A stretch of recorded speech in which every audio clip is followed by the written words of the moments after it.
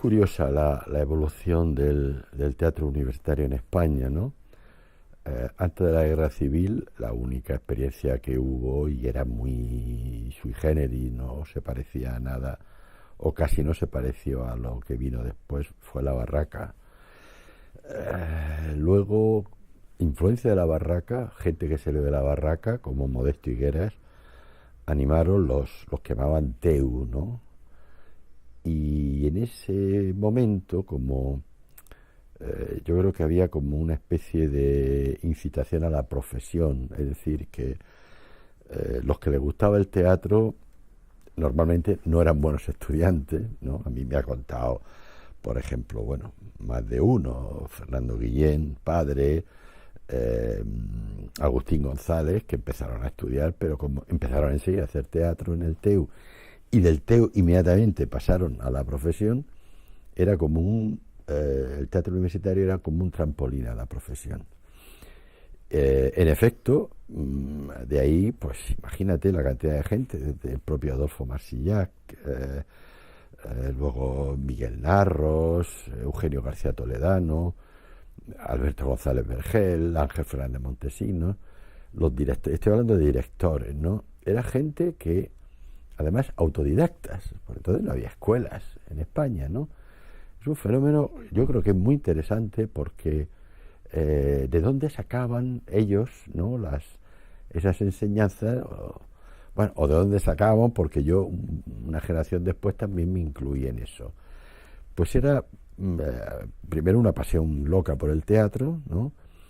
Luego muchas dotes de inspiración o de intuiciones, y finalmente trabajar con gente que participaba de tus mismos intereses, ¿no?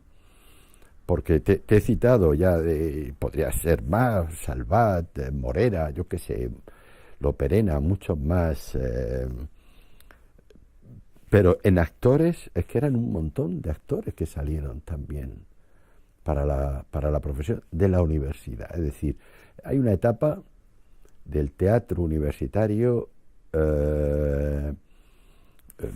por supuesto, con todas las de la ley, es decir, estaban matriculados la mayoría de ellos en tal, pero para los que el teatro universitario era un paso, era como un trampolín para la profesión. Se nutrió de pronto el teatro español con una cantidad de gente, ¿no?, que venía de los TEUs, y que le daba un cierto nivel, si no de formación teatral, sí de formación humanística, ¿no?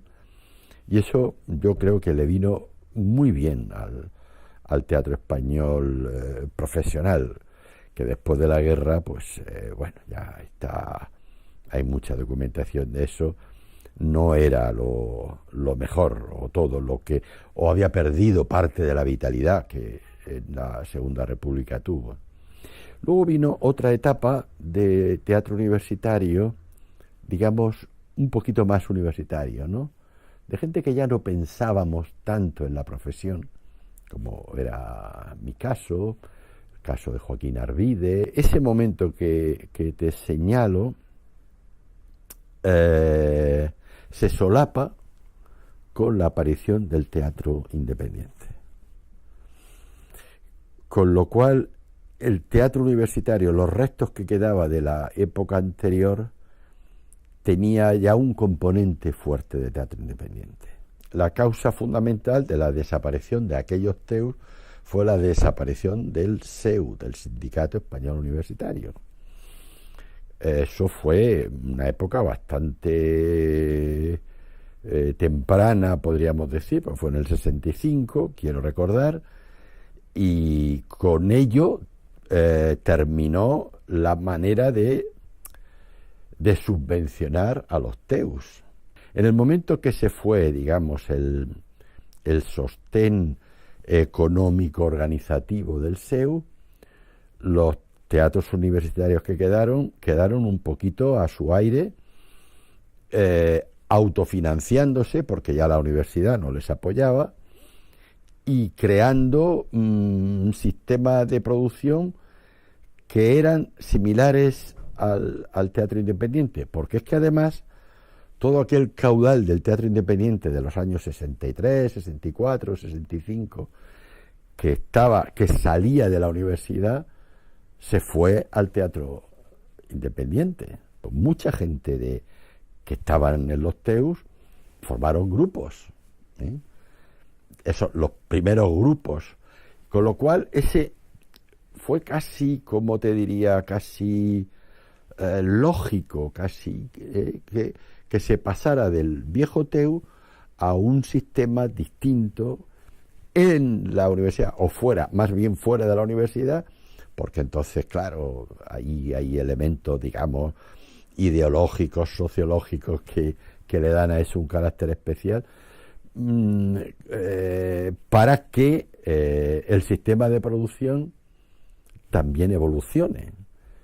Y ahí tenemos una segunda etapa del teatro en la universidad, que es un poco en el que yo me incluyo. Los teatros de cámara surgen de una necesidad de hacer un teatro no comercial o de probar obras. Por ejemplo, ahí empezaron a llegar en España en los años 50, que había un señor que se llamaba Arthur Miller, otro se llamaba Arrabal, Tennessee Williams, franceses, ingleses, que estaban haciendo un tipo de teatro que en absoluto un empresario madrileño iba a ponerlo allí en cartel. Entonces una serie de gente pensaron en hacer como una experiencia que no era del todo original, no se la inventaron. Ya en los años 20 en España hubo un llamado teatro íntimo que se hacía en las casas particulares. Cuando llegan los años 50, sobre todo, y 40, se inventan la modalidad de cámara y ensayo. Cámara para que sea en lugares no necesariamente grandes, ¿no? Y ensayo porque todo era como pruebas. Es curioso que este teatro, en su mayoría, lo hacían actores profesionales. Eso es lo que lo diferenciaba de los TEUs. Eran actores profesionales que descansaban un día a la semana, el lunes concretamente, y que se involucraban en proyectos que se ensayaban en las horas que podían y se hacían una función única, ¿no? El Bellas Artes, allí se estrenaron Esperando a Godot, se estrenó Los Hombres del Triciclo, etcétera. Pero también el teatro de cámara, sobre todo para directores, fue un poquito lugar de crecimiento, ¿no? José Luis Alonso Mañez empezó en los teatros de cámara y se veía que dirigía muy bien, muy jovencito, y de allí pues inmediatamente ya pasó a la profesión. Yo creo que los teatros de cámara hicieron una labor muy interesante, sobre todo de dar a conocer nombres, autores, títulos, que era complicado acceder a ellos, incluso en librerías, ¿no? Solo era, que yo sepa, en dos grandes ciudades, ¿no? En Madrid y en Barcelona, que también había teatro de cámara. Claro, porque es donde había profesión. En el resto del Estado español, o de entonces de España, lo que había era aficionados. El teatro aficionado, que era muy potente, por desgracia creo que se ha perdido parte de ese teatro aficionado, era muy potente, y también de alguna manera repetían títulos que veían que se hacían en Madrid y Barcelona. Incluso, como sabemos bien, hubo un Teatro Nacional de Cámara y Ensayo, ¿no? En donde José Carlos Plaza estrenó El proceso por la sombra de un burro, etcétera. Los teatros de cámara acogieron también de alguna manera hay una especie también de justaposición, los primeros teatros independientes. Pero el teatro independiente no quería vivir de la única representación, había un deseo de dedicarse al teatro, buscando otros públicos, buscando otros locales, sabía que el teatro convencional ellos no podían entrar, y entonces el teatro independiente nació con una vocación itinerante clarísima. O sea, que lo que hacía Goliardo, Joglar, etcétera, era recorrer toda España, y si se podía salir fuera, en un momento se salió a la emigración, se salía, porque aquí la competencia con el teatro comercial era muy difícil. Alguna vez se rompió, ¿no? Como el caso de Castañuela 70, que de pronto se mete, pero claro, se mete en verano, cuando la programación cae y tal, pero sin embargo demostró que de pronto había un público que quería ver ese teatro, ¿no? Y bueno, ese sería un poco la manera de ver cómo vino desde Teatro de Cámara y Ensayo y Teus, cómo desemboca de alguna manera en el teatro independiente. Yo creo que tuvo un papel de apoyo. Todo el que se matriculaba en la universidad pagaba una pequeña parte para el SEU. Era el sindicato único, falangista, claro, que de alguna manera te aseguraba pues actividades, una especie de vida digamos paralela a la docencia, ¿no? Toda la parte lúdica. Por ejemplo, el SEU organizaba campeonatos de atletismo y cambiaba de sede de los distritos universitarios que había entonces, que no eran muchos, así de cabeza, pero bueno, podrían ser 13, 14 como mucho. El SEU animó los cineclubs. El problema del SEU era, pues, como el problema de España entonces, digamos, la unidirección ideológica que no te permitía hacer otra cosa. Pero dentro de eso, el apoyo, vamos, yo empecé a ver el cine neorrealista italiano, Antonioni, Godard, etcétera, en cineclub universitario. Claro, con el teatro era lo mismo. Nombraban a un director de TEU, que era alguien porque se destacaba, o yo qué sé, tampoco sé exactamente el mecanismo, pero alguien que formaba un grupo, y entonces decía, bueno, pues vamos a decírselo al SEU. Pero, ojo, todo era, digamos, de carácter muy esporádico. Los TEUs montaban una obra al año. Dedicaban, bueno, los que en donde había TEU, que no en todos los distritos que se llamaba entonces, había TEU. En la mayoría lo sabía, incluso en Madrid, con universidades más grandes, podía haber un TEU en Filosofía y Letras, otro en industriales, otro, o sea que había varios, ¿no? Aunque solía haber uno que llamaban del distrito. Era un poco como una fiesta, ¿no? Vamos a organizar una fiesta a fin de curso y montamos una obra de teatro, ¿no? Eso no quiere decir, no hay ironía por mi parte, quiero decir que eso a veces lo hacían estupendamente y otras veces era lo que te digo. En ese sentido, por ejemplo, otra de las actividades era las tunas, apoyo a las tunas para que fuera, o sea, era como una especie de club. Por cierto, también había un club universitario en donde la gente iba a tomarse sus cervezas o sus cosas, ¿no? Una especie de club donde se hacían actividades y luego, en la parte ideológica, cada uno hacía lo que quería. Cada SEU tenía un presupuesto y el delegado del SEU que normalmente era un estudiante, al principio eran estudiantes de los últimos cursos de carrera, pues se rodeaba de un equipo. Uno llevaba actividades culturales, otro llevaba deportes, otro llevaba cine, otro llevaba no sé cuánto, que hacían un montón de actividades, y las cosas son así. Ahora, todo era muy para que no calara algo, ¿no? Era muy, se hacía y fuera, ¿no? Y de hecho, por ejemplo, una cosa muy, muy curiosa es que, salvo alguna excepción, los directores de TEU, podía haber uno cada año, podía haberlo, ¿eh?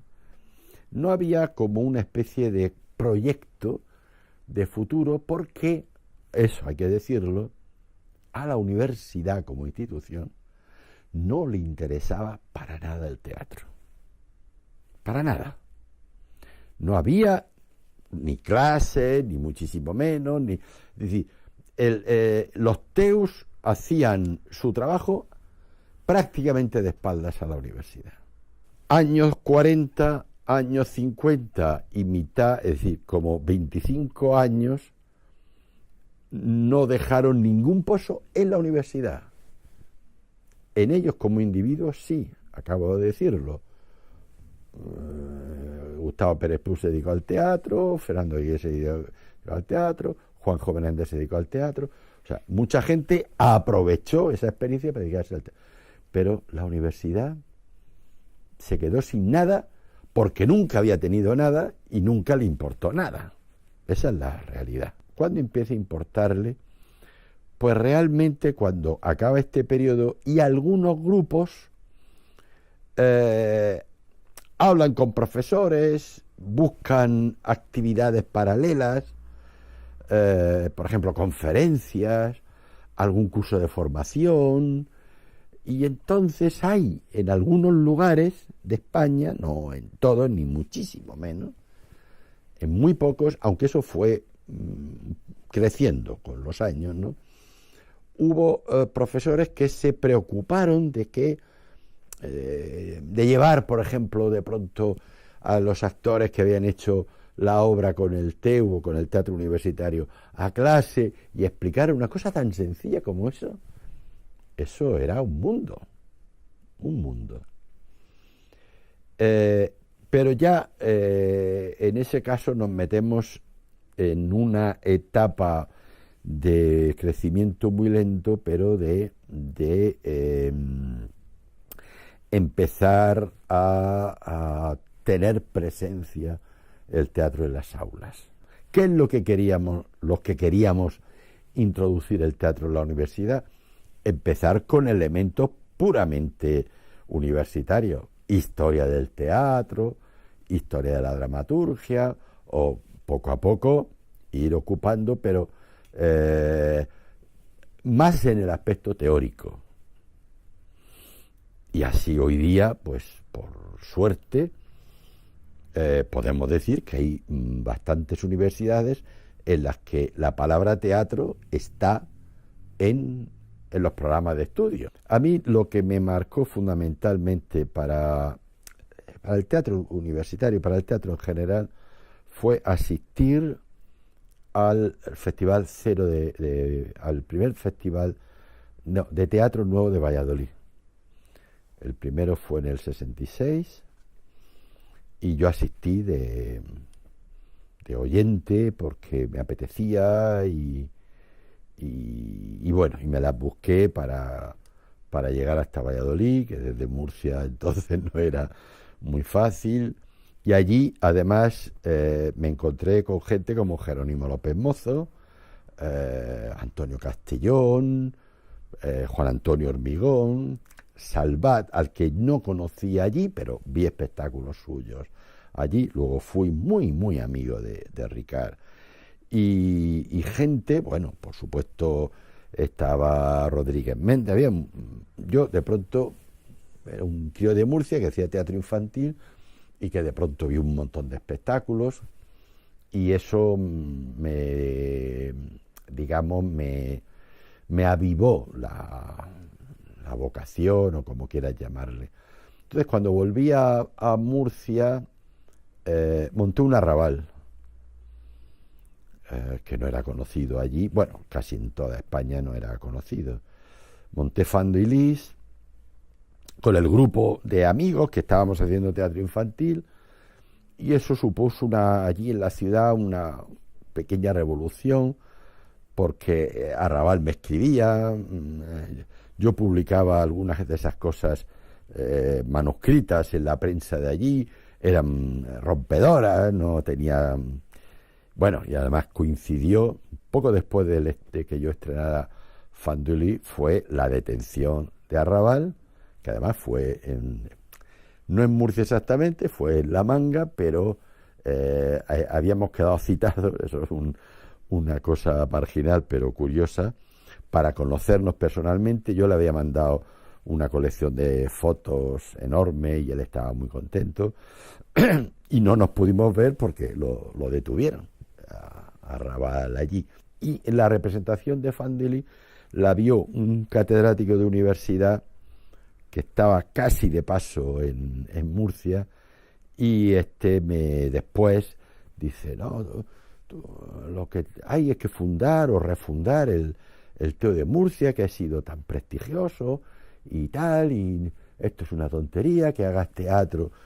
Vamos a ver al rector. Yo era estudiante ya de química, pues yo empecé química. A todo eso me dijo que qué es lo que me gustaría. Yo digo, me gustaría hacer Valle Inclán, y de Valle Inclán no se había hecho La Reina Castiza en España, y entonces, bueno, que yo estaba decidido. Necesitábamos el respaldo, y sobre todo que nos dejaran un aula para meter ahí los cacharros decorados y tal.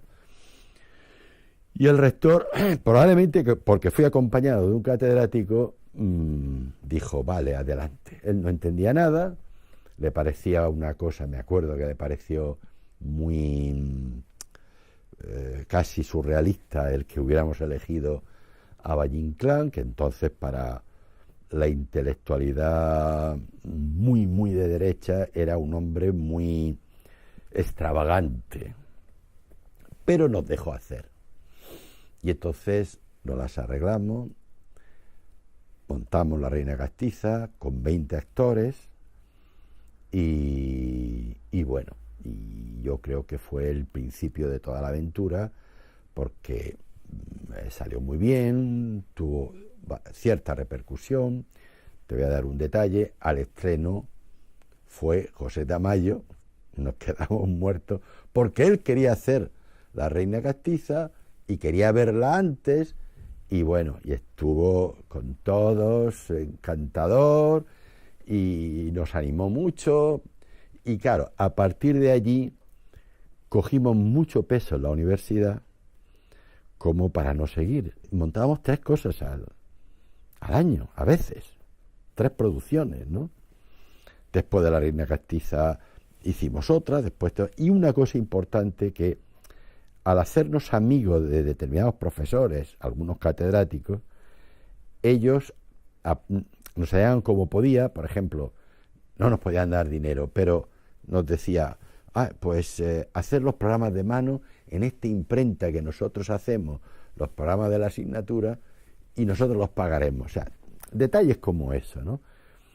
Pero sobre todo porque organizamos de pronto un sistema de relación entre teoría y práctica. Por ejemplo, tuvimos La Reina Castiza, vale.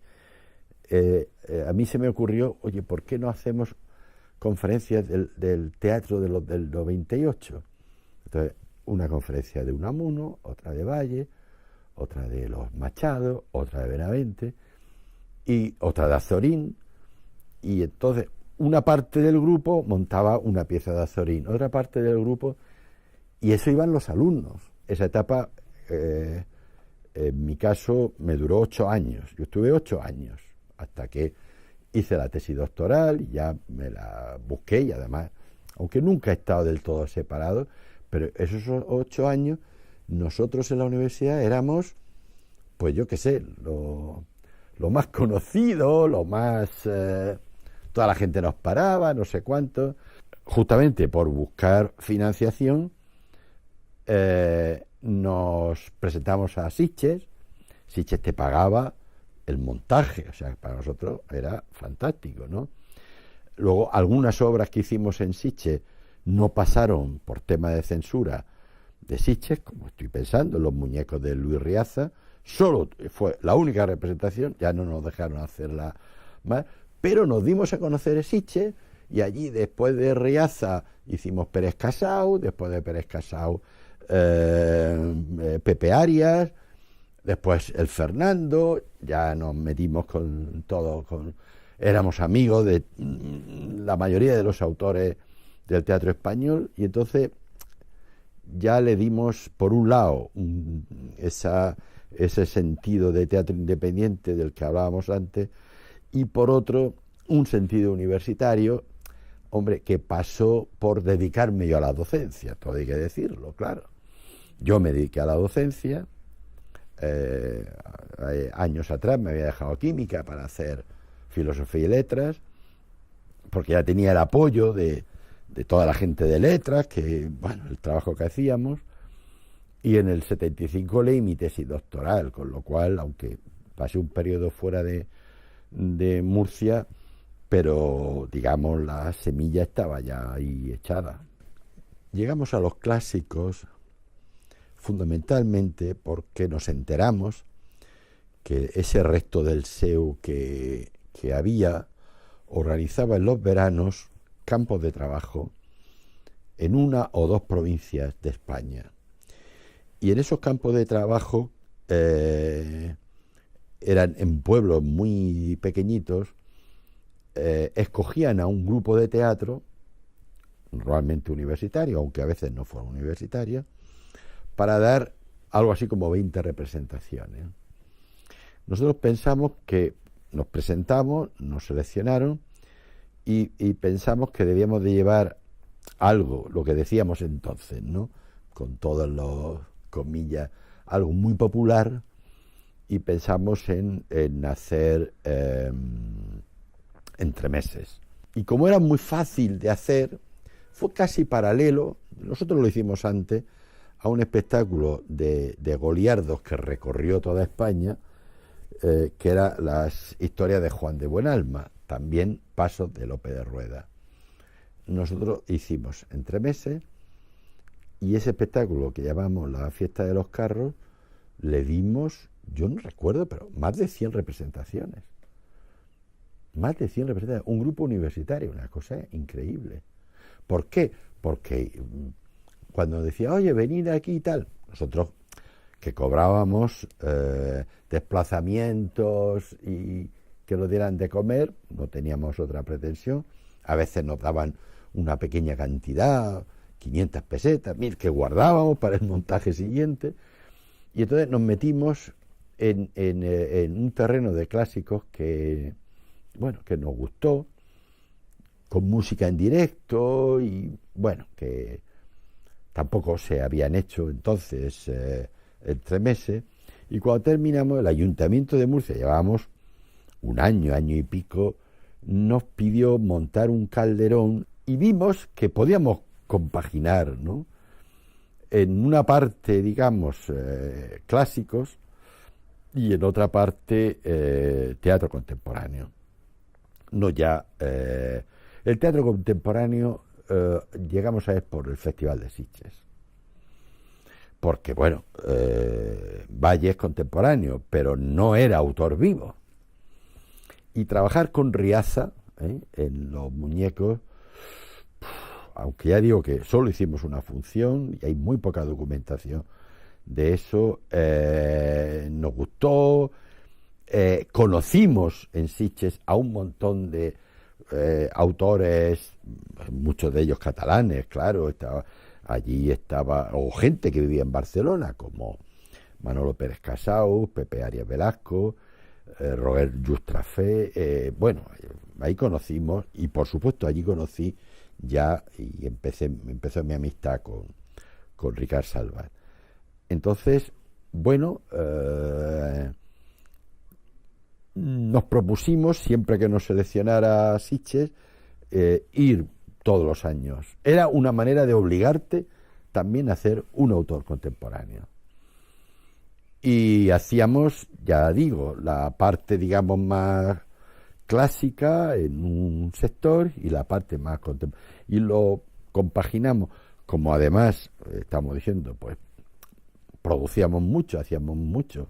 No solo dirigía yo, también algunos compañeros empezaron a dirigir espectáculos. Entonces, pues pudimos resistir por lo menos los primeros 4 o 5 años con una producción alternativa o alternada, mejor dicho, entre clásicos y autores contemporáneos. Cuando leí después a García Lorca de su experiencia de la barraca, es que dice cosas que nosotros sentíamos, ¿no? Aunque no de manera tan terminante como él decía que la barraca, que su público era o el muy bajo, el muy rural, el tal, o el intelectual, ¿no? Él despreciaba, decía él, ¿no? El público burgués y no sé cuánto. La verdad es que aquellas campañas que llamábamos nosotros, que luego por un azar del destino tuve la oportunidad de revivirlas ahora unos 10 años o menos, con la Sociedad Estatal, entonces se llamaba, de Conmemoraciones Culturales, con las que recuperé el tema de la barraca con un proyecto que se llamaba La Huella de la Barraca. Eso es una cosa que a mí me emocionó, me gustó mucho, porque era un poco primero lo que yo había leído de Lorca, pero también lo que yo había vivido hacía casi 40 y tantos años en la provincia de León, en la provincia de Palencia, en la provincia de Soria, de Zaragoza, en donde los veranos nos íbamos y nuestro espectador era un espectador que no había visto nunca teatro, ¿no? Algunos mayores, recuerdo que en León en el año 68 decían que habían visto a la barraca, algunos, entonces allí hay una especie de, digamos, de elemento emotivo, como estás diciendo, que nos hacía volcarnos más si cabe en el trabajo aquel, que era muy grato, pero que era trabajo. Vamos, yo recuerdo casi de pasar, si no noches en la universidad, porque claro, todo esto, como dije, nos dejaban salas y todo eso. Yo tenía la llave, ¿no? Yo podía entrar y salir cuando quisiera de eso, porque nuestra casa era nuestro lugar de ensayo. A San Sebastián fue lo más granado del teatro independiente. Ya el teatro independiente en el año 70 era una realidad enorme. Nosotros llevábamos un par de años, más o menos, cuando nos seleccionó Ángel Facio, que lo organizaba con Goliardos, y llevamos un espectáculo, el último que habíamos hecho, que habíamos ganado un premio en un festival de teatro universitario, que llamábamos Caprichos del Dolor y de la Risa, que era un espectáculo con un texto atribuido a Cervantes, uno de Don Ramón de la Cruz y uno de Valle Inclán. Es decir, ahí había una cosa intelectual muy fuerte, que es un poco el origen y desarrollo hasta llegar al esperpento, aunque la forma era, digo, como trabajábamos muy popular, con música en directo, mucha gente en el escenario. Yo recuerdo el final del Manolo, que mueren todos, bueno, casi todos, en la plaza de Lavapiés, y había un montón de muertos, pues de 18 o 20, ¿no? Que era muy divertido, ¿no? Entonces fuimos allí, y yo creo que la experiencia que ya, aunque nuestro espectáculo, Los Caprichos, fue muy bien valorado, pero yo creo que íbamos un poco asustados, un poco. Únele a eso que el día que hacemos en el Principal de San Sebastián la obra es cuando prohíben a Salvat Kussmailor, creo, o si no, ese día ya había ya había una tensión muy fuerte entre la policía, los organizadores, el ayuntamiento que estaba detrás, etcétera. De hecho, media hora antes de empezar la función, estábamos todos preparados, pues llegaron 2 o 3 compañeros, actores de otros grupos de teatro, pidiéndonos que suspendiéramos la función. El teatro estaba ya lleno y muy ruidoso, y yo digo, hago lo que me diga la organización. Llamamos a Ángel, no, el telón tal, si pasa no sé cuánto, y efectivamente, después de nuestra representación, se cortó el festival, porque ya sí llegó la prohibición de Madrid de hacer la obra de la Adriagual y todo eso. Pero nosotros hicimos una representación muy caliente. Lo que pasa es que como acabamos con Valle Inclán, y Valle Inclán, el Valle Inclán de las galas del difunto, dispara a veces dinamita, pues fue muy celebrado, claro, la gente salió cantando las canciones de Valle y tal. Al día siguiente dijeron, nada, los actores tomaron el principal, los que lo tomaron, yo me quedé porque yo quería estar allí. De hecho, hice un dibujo, porque quizá haya fotos, pero yo las desconozco, y yo tengo un dibujo de la mesa de la ruptura del festival. Estaba Ramiro Olivero, no sé qué, bueno, estaba ahí lo más granado del teatro independiente. Pero efectivamente la orden que se dio es todo el mundo a su casa. Y claro, a nosotros, estudiantes, universitarios, todos todavía estudiábamos y tal, yo cogí el autobús y digo, venga, al día siguiente vámonos, y que no nos... porque claro, ahí estaba la policía y había gente metiéndose, confrontándose y hubo detenciones y hubo todo eso. Aquella sesión yo no la recuerdo bien, ya te digo, tengo una imagen un poco de aquel dibujo,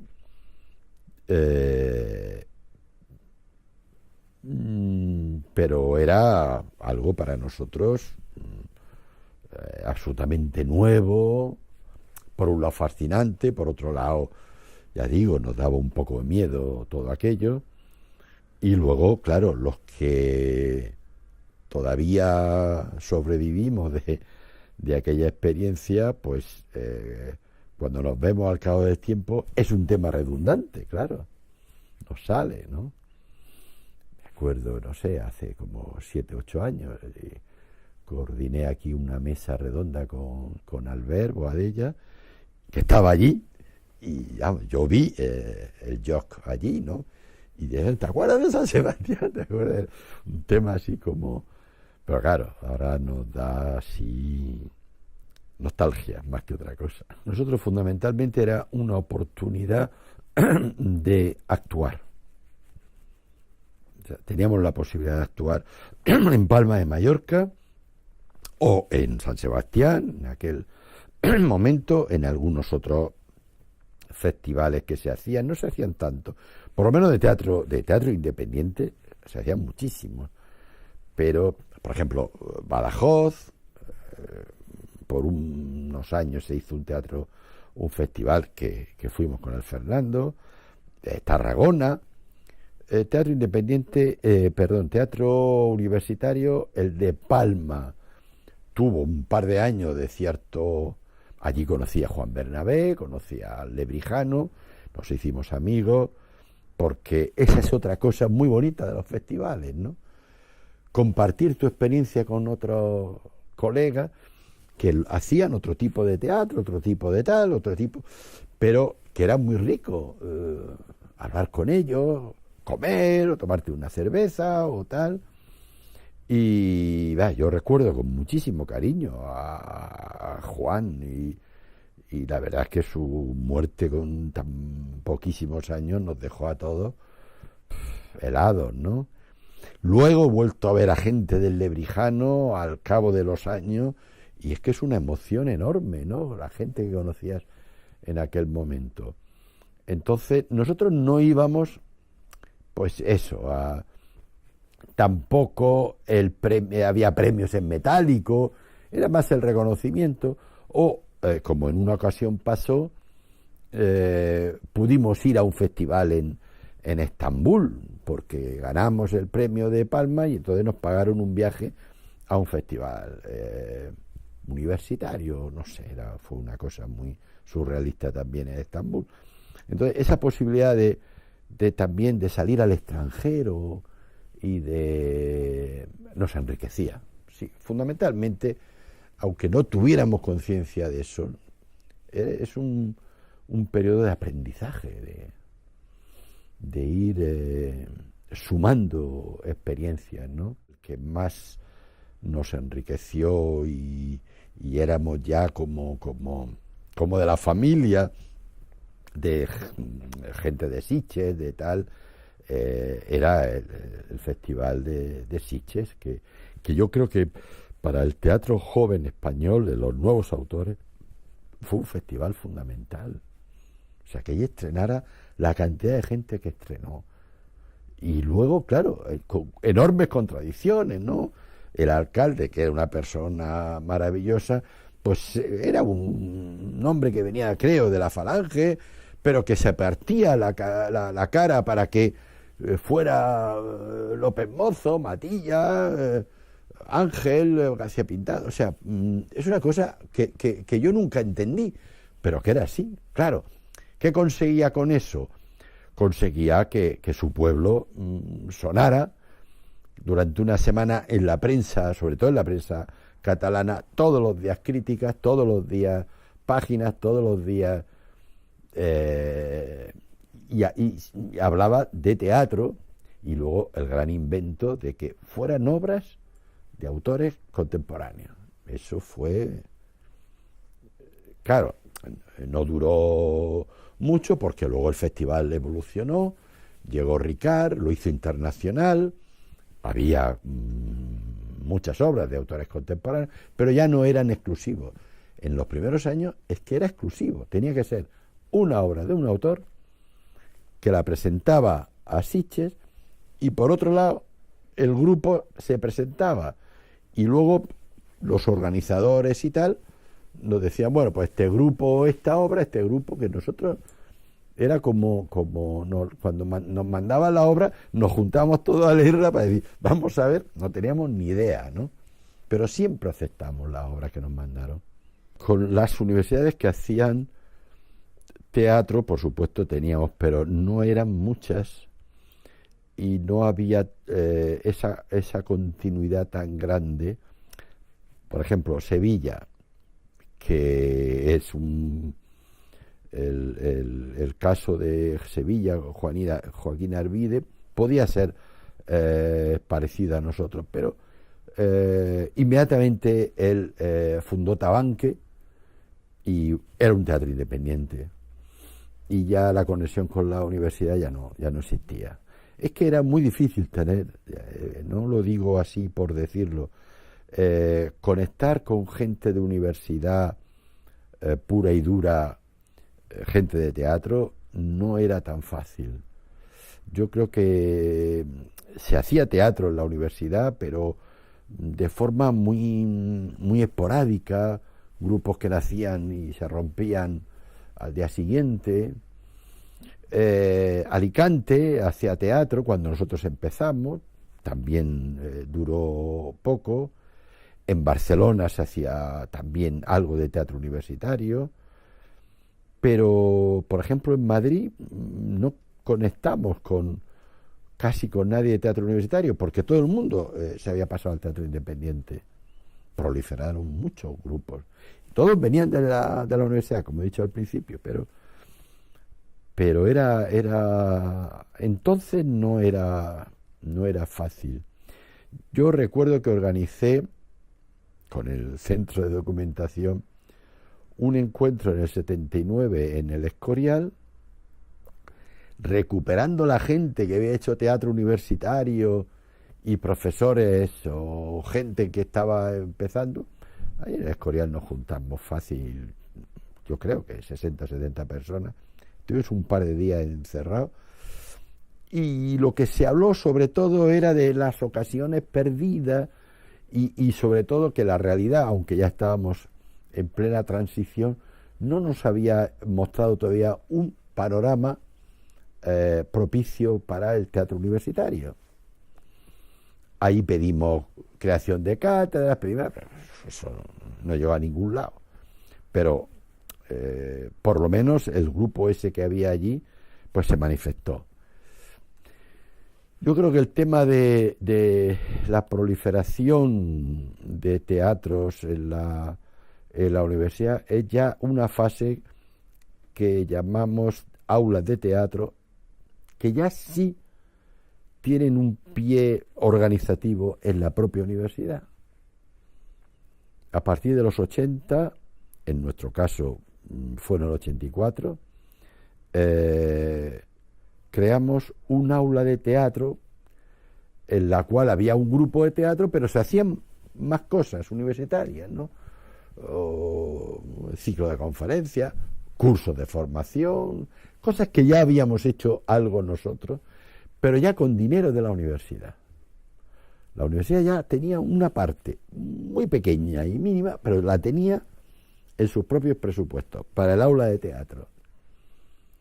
Y eso cambió, porque claro, la gente que hacía teatro, todavía restos de teatro independiente o lo que fuera, dijo, oh, pero si la universidad me da un soporte, ¿no? Y ahí hay una serie de personas que yo me parece de mucha relevancia en el teatro universitario. Bueno, no quiero pormenorizar, pero me estoy acordando ahora de Roberto Salgueiro en Santiago, que lleva un montón de años en el aula de teatro y es una pieza imprescindible para ese desarrollo. En Orense está Fernando da Costa, bueno, en Valencia ha estado, o sigue estando, no lo sé, Pep Sanchís. Ya hay bastante gente en Valladolid, en Barcelona, no sé ahora, pero había gente trabajando en teatro universitario, en Andalucía también, pero ya en la fórmula aula, que es un paso adelante, indudablemente. Cuando empecé en el teatro, pues compraba todos los meses Primer Acto y Nuestro Cine, que era muy aficionado al cine también. Y luego cuando yo Yori la conocí, bueno, aparte que había conocido a Gonzalo Pérez de Olaguer en Valladolid, en el Festival de Teatro Nuevo de Valladolid, y a su colega, a Paco, Paco Jover, llevaban Pipirijaina entre los dos. Y allí, en los contactos, pues ellos, como querían salir de Barcelona, pues se preocuparon mucho en que gente de provincia o escribiéramos o estuviéramos o sirviéramos un poco de portavoz. Yo colaboré bastante, primero en Yorick, curiosamente. Luego ya conocí personalmente a Pepe Monleón, pues también casi enseguida, y también me encargó bastantes artículos y colaboré. Y ya sabes que la Pipi, como decíamos, Pipirijaina, pues nació como un apoyo total a los autores nuevos y un casi desprecio al teatro comercial, con el cual había críticas muy fuertes, pero el nuevo teatro, el teatro de los jóvenes autores que se llamaban y tal, bueno, no ha tenido un campo de desarrollo mejor que la Pipirijaina, ¿no? La verdad es que es impagable la experiencia, la influencia de las revistas en España.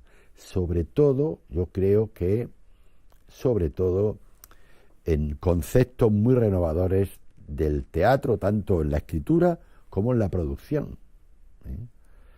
El primer acto dio cuenta un poco del final de una época de producción, hasta que yo creo que tiene su origen en la famosa huelga de actores. Yo creo que el teatro español empezó a cambiar con la huelga de actores del 72, aunque no fue de golpe, y ya esa cosa de lentamente, ¿no?, de pasar por Madrid, si quieres ser algo, si quieres no sé qué, ya con la transición eso se difuminó, y la gente de centros de producción, como fue Valencia, como fue Sevilla, como fue Valladolid, como fue Vitoria, como intentamos de una manera más modesta ser Murcia, eso fue también recogido por las revistas, y ahora tenerlas como las tenemos, afortunadamente digitalizadas, pues es un valor impagable. Nosotros sufrimos la censura como teatro independiente, no ya como teatro universitario, como una parte, es decir, sobre todo Sitges, del que hemos hablado mucho. La ventaja que tenía es que era un poco un puerto franco, podías hacer casi lo que quisieras, pero en Sitges nada más. Por ejemplo, los muñecos de Luis Riaza solo se hizo en Sitges, y ya no nos dieron permiso, y eso que los cortes de censura, que eso, en ese caso creo que si no todos, casi todos lo respetábamos. Por ejemplo, el Valle de los Caprichos, la Gala del Difunto, nos cortaron, pero nosotros no le hacíamos caso. Alguna vez te pillaban, pero tampoco hacía tantas funciones para que hubiera ahí un inspector de estos de la Delegación de Información y Turismo. Eso se hacía mucho, o sea, te cortaban, y entonces había cosas que no tenían más remedio que quitar y que arreglar, y otras pues que a lo mejor eran, yo qué sé, por poner algo, ¿no?, un taco o una cosa así, se decía, ¿no? Claro, en el caso de Valle, con más sentido, porque aunque decía que si el soldado que tuviera arresto de disparar sobre su jefe, eso estaba tachado, pero ¿cómo vas a quitar una cosa así tan bonita, no? No lo quitábamos. Nosotros sufríamos la igual censura que los demás. En el Fernando también, pero como era muy alegórico, de tiempo pasado, ¿no?, estábamos en Fernando VII, histórico, ahí colaron bastantes cosas. Fui a Madrid a hablar directamente con el director general para decirle, oye, ¿qué vida va a tener esto? Lo que me dijo es, en las universidades, en donde quieras. Fuera de marco universitario, en ningún lado. Y en Madrid, ni en la universidad. Y bueno, como tampoco teníamos tantas representaciones, tampoco había... El Fernando, yo creo que no llegó a las 10 representaciones. Yo creo que estuvo en 8, 7, 8, porque eran 40 y tantos actores, era difícil moverla. Se hizo en Sitges, se hizo en Murcia, claro, se hizo en Salamanca, que ahí duplicamos se hizo en Badajoz, en Tarragona, y luego, pues, si no podías, pues no podías. Cuando fui al Festival de Teatro Nuevo de Valladolid del 66, yo creía que todo el mundo era bueno, no tenía... Y ya allí, al ver el teatro que te programaban, al hablar con compañeros a tal, pues te vas dando cuenta que... Y por supuesto, vas generando una conciencia política, depende de cada cual, de tu estómago, de tu mano izquierda, con quién tienes que torear, ¿eh? Pues claro, en mi caso personal tuve bastantes corridas difíciles, ¿no?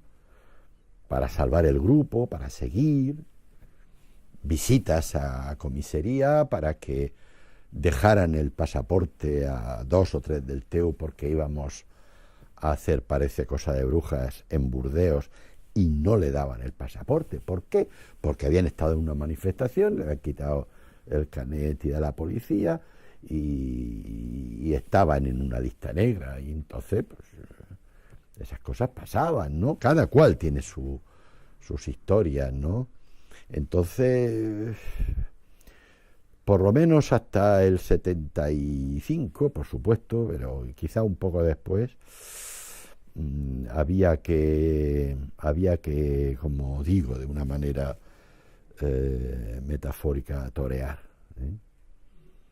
Y ser amigo de determinada gente del Ministerio de Información y Turismo que te podía facilitar esto, te podía facilitar lo otro, pero de eso yo creo que todo el teatro independiente participamos de ese toma y daca, y por aquí no, y a la primera, pero a la tercera pasabas por allí, ¿no? La mayoría de los que hacían teatro, a lo mejor muchos de ellos era por esos motivos, había una conciencia política y sabían que hacer teatro para ellos no solo era una liberación, sino era colaborar en algo, en crear un estado de opinión, etcétera.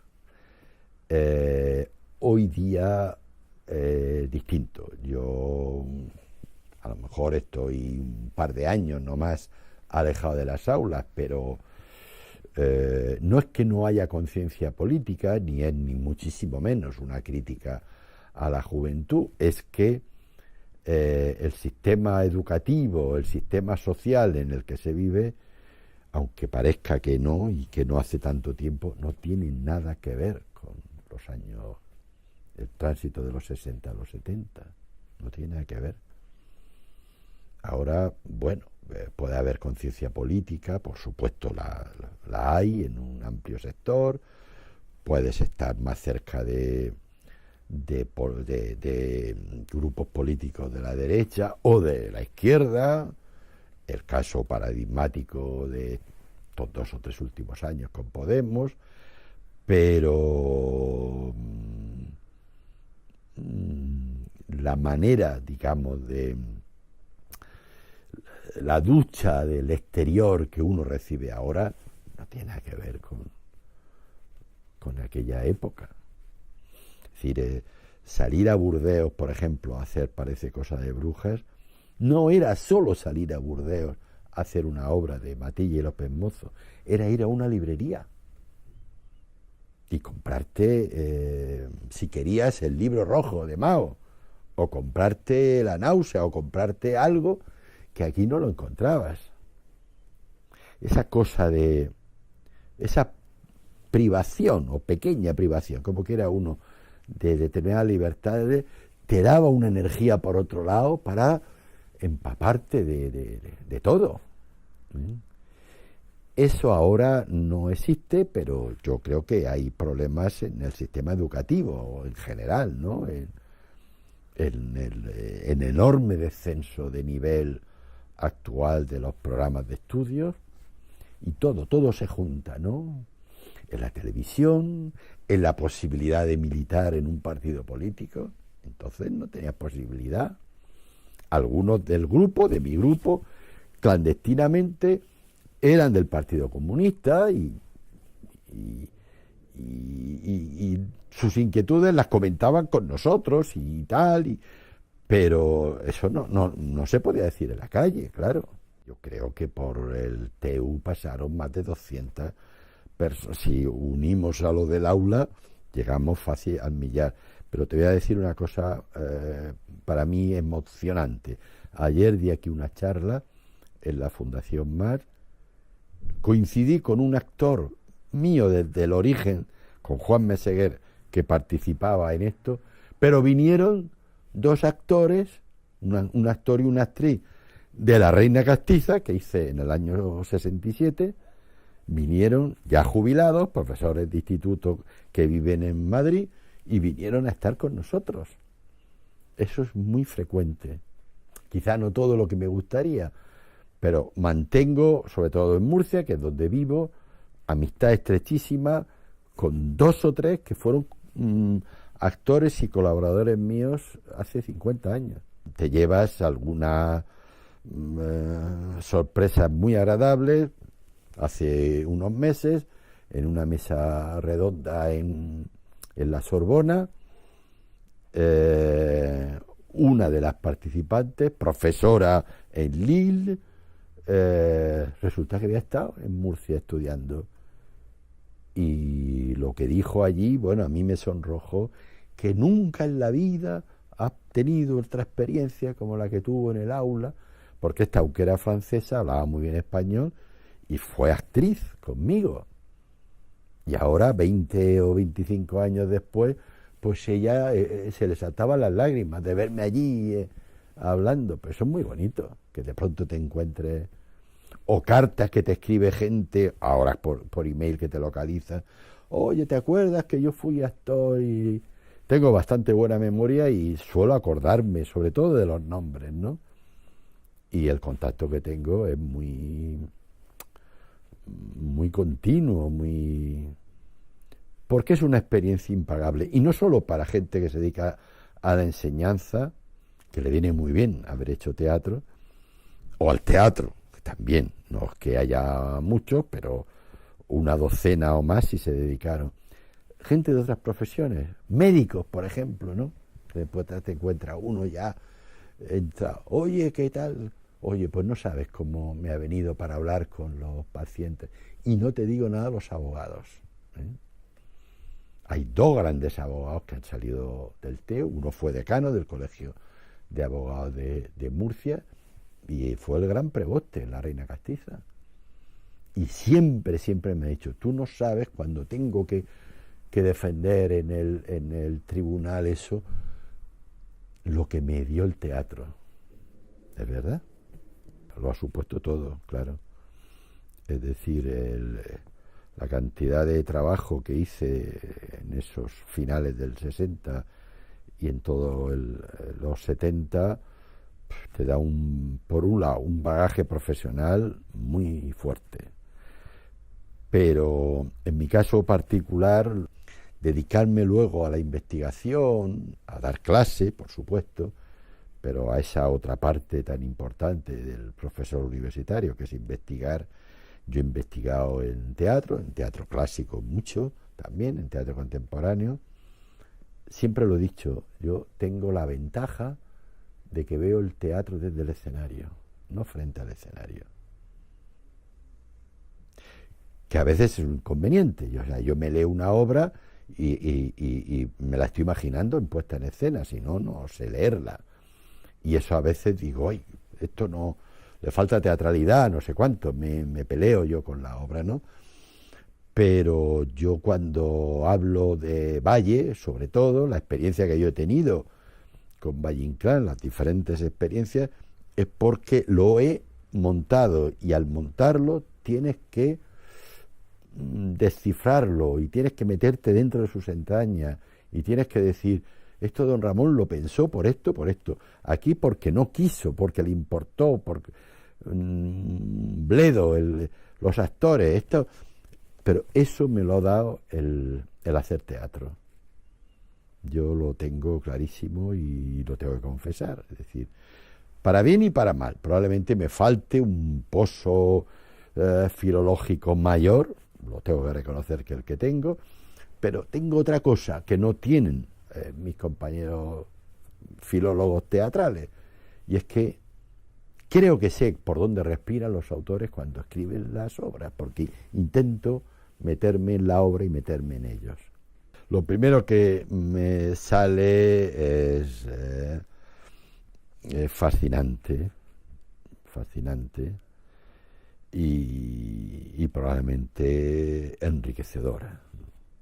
Una etapa muy rica para mí y de la cual no solo, no, por supuesto, no he renunciado a ella, por mucho que pasen años y que se te caigan las lágrimas cuando ves fotos de hace un montón de tiempo y te dices, jo, así era yo con esa mata de pelo y con esa tal, sino yo soy muy consciente de lo que me ha dado para mi vida personal el teatro universitario, el teatro en general, porque luego las experiencias que he tenido en la profesión, aunque más esporádicas, bueno, son muy ricas, ¿no? Ahora ya, cuando ya soy mayor, he hecho 2 montajes casi seguidos aquí en Madrid, y trabajar con los actores, crear de la nada casi, pues vuelvo a recuperar